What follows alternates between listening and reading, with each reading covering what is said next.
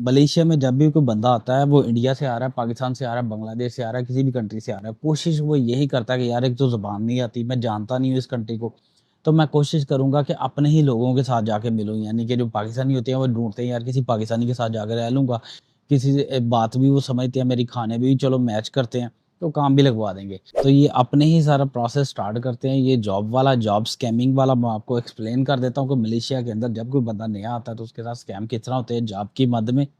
इससे पहले पिछली वीडियो में मैंने एक्सप्लेन किया था कि कंबोडिया के अंदर जो जॉब का स्कैम चल रहा है, जिसके अंदर बताया जा रहा है कि आप कंबोडिया आ जाओ, यहाँ पे आके आप $2000, $3000 या $4000 या $2500 या $1500 आप कमाओगे पर मंथ के हिसाब से, और आपको बेनिफिट ये होगा, फ्री रहाई दी जाएगी, ऐसे है वैसे है, सारा कुछ मैंने आपको एक्सप्लेन किया था। ऐसा कुछ भी नहीं है। अब मैं आपके साथ मजीद चीजें क्लियर करना चाह रहा हूँ, ये जॉब का स्कैम किस तरह चल रहा है। पहले मैं आपको 2-3 चीजें क्लियर कर दूं। मैं यहाँ पे मलेशिया में मौजूद हूँ और मलेशिया में एक सिस्टम चलता है सप्लाई का। एजेंट हजरात क्या करते हैं, यहाँ पे कोई भी किसी को खड़े खड़े बेच दे, यहाँ पे पता नहीं चलता। इसकी एग्जाम्पल मैं इस तरह देता हूँ, यहाँ पे कोई भी कहता भाई मुझे जॉब लगा दो, ठीक है, वो जॉब लगवा देता है और मालिक से जाके बात करता है ये बंदा मैं दे रहा हूँ। इसमें 2-3 किस्म की प्रॉफिट होती है। वो कहते हैं बंदा मैं दे रहा हूँ, आप इस तरह करें, स्टार्ट पे ही मुझे पैसे दे दें, जो मेरा खर्चा पानी है वो मुझे दे दें, बंदे को जो सैलरी देनी है आप इसके साथ तय कर लें। एक तो तरीकाकार ये होता है। दूसरा तरीकाकार ये होता है कि एजेंट खुद बंदे से कहता है कि भाई आप मुझे इतने पैसे दो, मैं आपको काम लगवा देता हूँ।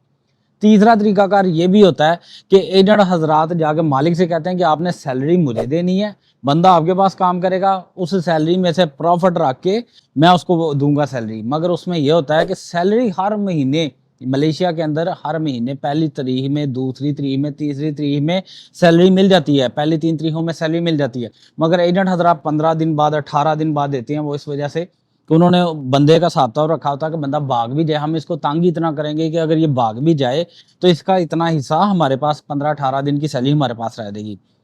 अब यहाँ पे एक और चीज़ मैं आपको क्लियर कर दूं, एजेंट हजरात जो 10-10, वो तेरी 15-15, हर 18-18 दिनों बाद सैलरियाँ देते हैं, वो कहते हैं कि सैलरी आई नहीं है, कंपनी ने दी नहीं है। ये झूठ है, बिल्कुल झूठ है। हर कंपनी 2-3 तारीख तक आज नहीं सैलरी रही दे है देती आवाज, है। अगर नहीं देती तो ये लेबर लॉ के थोड़ा खिलाफ ना है। इसको आप आगे जाके लेके चलता लेबर हूँ। लॉ में, लेबर कोर्ट में जाके इसकी कंप्लेन कर सकते हो। वो कंपनी भी घुटनों पे आ रहेगी, कंपनी माफ़ी भी मांगेगी, फाइन भी अदा करेगी, कंपनी को भी फाइन होगा। बाकी ये सारे एजेंट खुद पैसे रखते हैं जेब में और कहते हैं जी कंपनी ने नहीं दिए। अब इसमें एक और स्कैम होता है कि एजेंट कहता है कि जी ये बंदा आपके पास काम करेगा, इसको जो सैलरी देनी है आप दे दें। मगर आपने क्या करना है, इसमें से पर घंटे के हिसाब से जो सैलरी है, मिसाल के तौर पे उसकी 15 रिंगट पर घंटे के हिसाब से सैलरी बनती है। अब उस सैलरी में से आपने हमें इतने परसेंट हमें दे देना। मिसाल के तौर पर 15 रिंगट तो उसकी बन रही है ना पर घंटे के हिसाब से, तो मालिक उसे देगा, वर्कर को देगा 13 रिंगट या 10 रिंगट, और वो 5 रिंगट या 2 रिंगट वो एजेंट के खाते में जाएंगे। वैसे 2 रिंगट नहीं लेते हैं, 5 रिंगट तो कम से कम वो लेती हैं। और स्पेशली एक बात उन लोगों के लिए, वो जो कह रहे हैं कि मलेशिया के अंदर जॉब्स नहीं मिल रही, भाई कौन कहता मलेशिया के अंदर जॉब नहीं मिलती? भाई बहुत सारी जॉब है। कोई भी बंदा है, 500 1000 बंदा भी है, सुबह से लेकर शाम तक सबको जॉब मिल जाएगी। जॉब मिल जाती है, पैसे को नहीं मिलते। यहाँ पे चाहे आप किसी अपने के साथ काम कर लो, मैं बांग्लादेश, पाकिस्तान, इंडिया सब कोई बात कर रहा हूँ, किसी अपने के रेस्टोरेंट पे काम कर लो, किसी अपने के पास काम कर लो, पैसे की गारंटी कोई नहीं है। कोई पैसा आपका लेके भाग जाओगे, आप इनलीगल हो, आप क्या कर लोगे, आ जाता है। अब यहाँ पे एक और चीज़ मैं आपके साथ क्लियर कर दूं कि सऊदीया के अंदर एक मुफ्ती साहब ने फतवा दिया था। उन्होंने कहा था ये जो सप्लाई सिस्टम होता है, क्योंकि इसको सप्लाई सिस्टम कहते हैं, ये जो सप्लाई सिस्टम होता है उसमें से एजेंट अपना पैसा रखता है, अपनी प्रॉफिट रखता है और बाकी वर्कर को जाता है। वो कहते हैं ये हराम है, ये दौलत हराम है, ये दोनों तरफ से हराम है। अब वो जो एंकर था जो उनका इंटरव्यू ले रहा था, एंकर कह रहा है कि ये दोनों तरफ से तो मुआयदा होता है ना, दोनों तरफ से तय होता है कि हम इतने परसेंट रखेंगे, इतने परसेंट आपको देंगे। तो या फिर वो जो वर्कर होता है वो तय कर लेता है, हाँ ठीक है मुझे इतनी सैलरी दे देना, पीछे से आप जो मर्जी दो। तो अब ये तो दोनों तरफ से मुआयदा होता है ना, रजामंदी के साथ होता है। तो उसके जवाब में मुफ्ती साहब ने कहा था कि जना जो होता है ना, वो भी दोनों तरफ से मुआयदा ही होता है, रजामंदी के साथ होता है, मगर वो भी हराम है। तो ये जो दौलत होती है ना, ये आप एग्री कर लेते हो किसी के साथ, एजेंट के साथ या वर्कर के साथ आप एग्री कर लेते हो, उसमें से आप उसका हिस्सा रखते हो, पैसे रखते हो कि जी मैंने उसको काम लगवाया था, मैंने ये किया था, मैंने वो किया था, जो भी है। मगर वो उन्होंने फतवा दिया हुआ ये हराम दौलत है। और यहाँ पे एक बड़ी इंपॉर्टेंट बात है, एक बात बड़ी आम है, यहाँ पे लोग काम करवा लेते हैं, पैसे नहीं देते।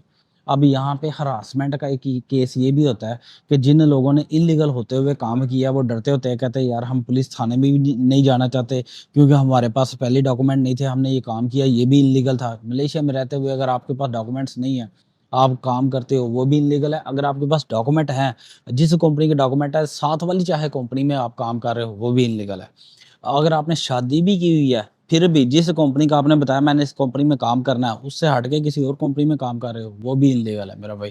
یہاں پہ کوئی بھی آپ ویزا لے لو، اس کی ویزے کے اوپر جو کمپنی مینشن ہے اس سے ہٹ کے کسی کمپنی میں کام کرو گے، وہ انلیگل ہے۔ یہ حساب ہوتا ہے یہاں پہ۔